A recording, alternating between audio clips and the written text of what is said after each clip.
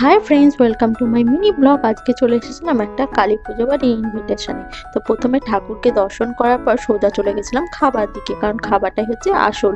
আর এখানে প্লেট পড়ে গেছে, আর প্রথমেই দিয়েছিল একটা ভেজিটেবল চপ।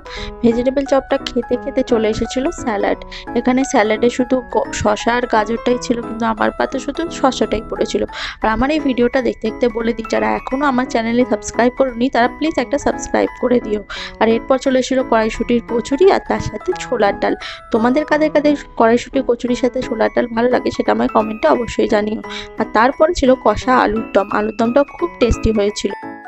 আর কচুরির সাথে আলুর দম না ছোলার ডাল, তোমরা কোনটা বেশি প্রেফার করো সেটাও কমেন্টে জানিও। তারপর খেতে খেতেই চলে এসেছিলো চাটনি, কাজু কিশমিশ খেজুর দিয়ে, আর তারপরে ছিল পাঁপড় আর মিষ্টি, আর সাথে আইসক্রিম। আর আমার এই ভিডিওটা ভালো লাগলে একটা লাইক করে দিও প্লিজ। দেখা হবে পরের আবার নতুন একটি ভিডিওতে।